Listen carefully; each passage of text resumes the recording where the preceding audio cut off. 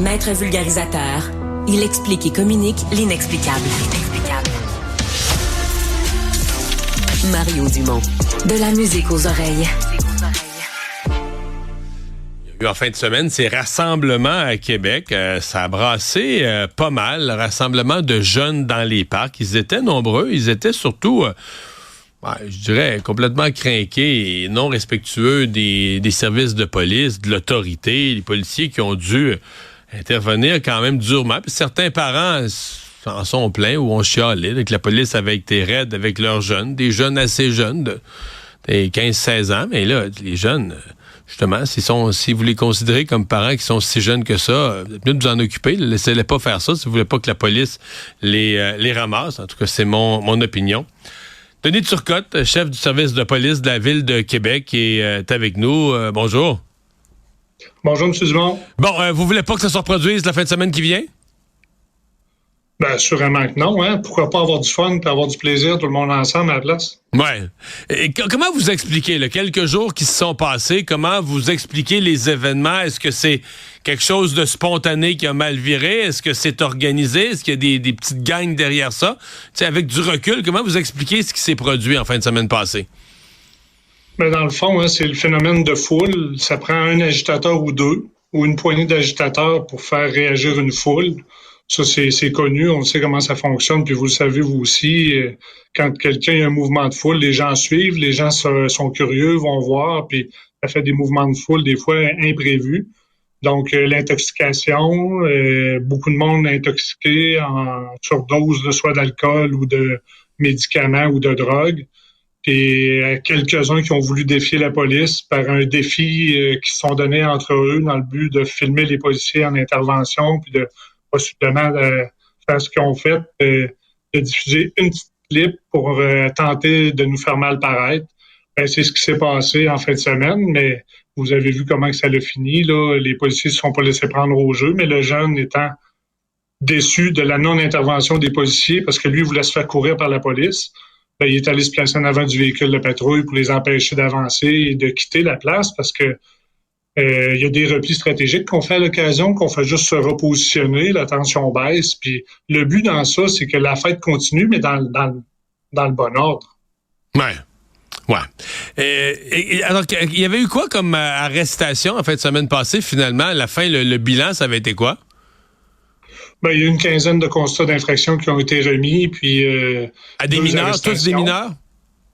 Oui, en grande majorité, tous des mineurs. Puis les 2 arrestations, il n'y a pas eu de détention dans ça. Ça a été des adolescents qui ont été remis à leurs parents. Y a-t-il des parents qui étaient fâchés?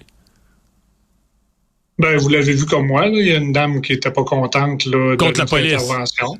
Ben oui, c'est sûr. Je parlais ça, je l'avais vu passer, puis je parlais exactement à l'inverse là, de parents. Je vais les appeler des parents sérieux, là, des parents qui ramassaient leurs jeunes en disant.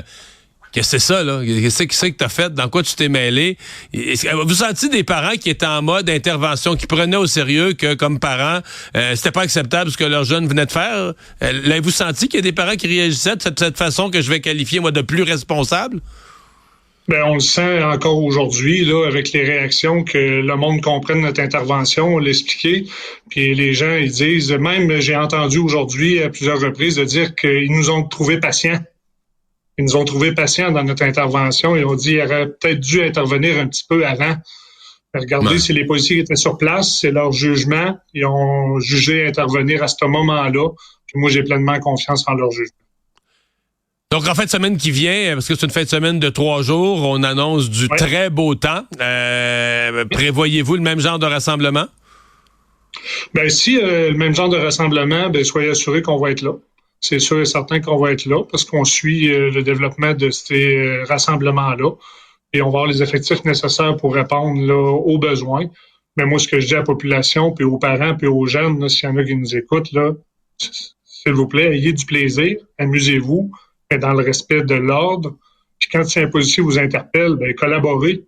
Parce que si vous avez commis une infraction au règlement municipal ou une infraction criminelle qui est encore plus grave, ben, c'est sûr et certain que les policiers, quand on a des appels, on a des débordements, ben, on intervient et on ne peut pas laisser aller les choses comme ça. Vous parler d'infraction, que ce soit au criminel ou au code municipal, mais c'est quoi, dans ce genre de rassemblement, c'est quoi que vous craignez le plus? Bon, les jeunes s'amusent, c'est qu'ils se tapent sur la gueule entre eux, c'est qu'ils brisent du matériel, que ce soit dans le parc, les installations de la ville. Qu'est-ce que vous craignez le plus? Ou qu'est-ce, par exemple, en fin de semaine passée, qu'est-ce qui était le plus susceptible d'arriver d'inacceptable?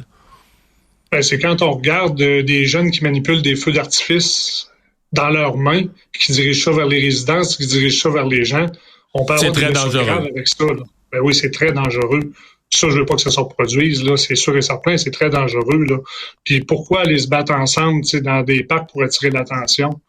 Il me semble que ce serait beaucoup plus le fun. En tout cas, dans mon temps, là, on avait du plaisir, plus qu'on pensait plus à s'amuser et à faire certains jeux, puis certaines activités de sport dans les parcs, tout ça, puis d'avoir du plaisir que de penser à se battre ensemble. Est-ce que, puis c'est sûrement pas, s'il y a des centaines de jeunes, c'est sûrement pas le cas de l'ensemble, mais est-ce que derrière ça, un peu comme on voit à Montréal, à Québec, vous êtes pris avec des petits groupes qu'on qualifierait plus de gangs, de gangs qui ont des intentions criminelles, qui se camouflent dans ces foules-là? Est-ce que vous êtes pris avec ça aussi? Ben, c'est sûr qu'il y en a, mais sauf que c'est des individus que on les connaît pas tous comme de raison, mais on en connaît une grande partie. Puis quand on les voit se rassembler, ben pour nous, on est capable de détecter ça. Et quand il y a une montée d'agressivité, ben souvent juste par notre présence, lors d'une première intervention à Charlebourg durant la fin de semaine, un peu plus tôt, juste le fait que les policiers sont arrivés sur place, la moitié de la foule s'est dispersée.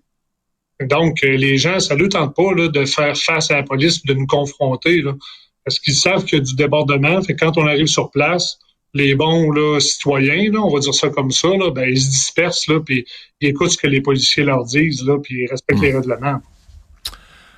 Mais ça prend 2-3 agitateurs, malheureusement, puis c'est eux sur lesquels on va intervenir. On va souhaiter que ça se passe bien en fin de semaine, que les gens profitent du beau temps de la bonne façon. Denis Turcotte, merci d'avoir été avec nous.